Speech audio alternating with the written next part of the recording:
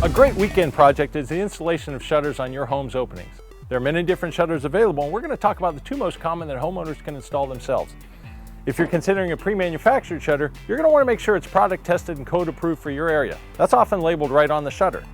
But today we're going to show you how to build and install temporary emergency plywood shutters in the event you don't have any other type of shutter available. Now, an important part of this project is planning. Planning considers items such as what kind of wall construction you have, as there's a variety of hardware available depending on what kind of wall construction your home's made of. Further information about this whole project is available on the Flash website. It looks like we've got everything we need, so let's get started. As part of the planning process we talked about, we're going to count all our window openings and we're going to get proper measurements of them. I only want to cut my plywood once, so I want to make sure all my measurements are accurate. I'm going to measure my width, and then I'm going to add 4 inches on each side to allow for a surface area to mount that shutter. And then I'm going to measure my height. I'm only going to add 4 inches on the top because I've got a protruding window sill, so I don't have to worry about that area. Let's go cut our plywood. We're ready to mark out our plywood. We're using 5/8 because that's been determined to be the minimum thickness we want to use to protect our windows as temporary shutters. So let's put our measurements on our plywood.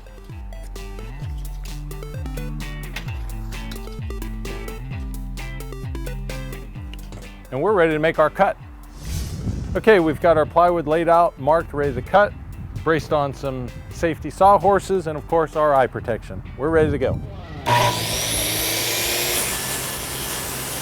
Okay, we're ready to mark and drill our holes.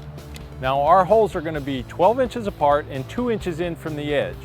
Now I've thrown a lot of numbers at you, but once again remember, all this information is available at the Flash website. So let's go ahead and mark them.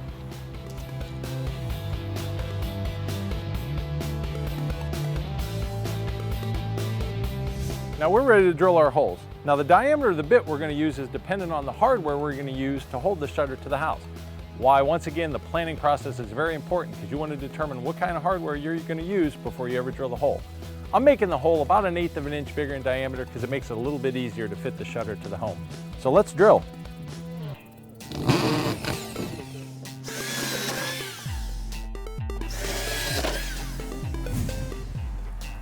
Now we're ready to fit this temporary plywood shutter to the window.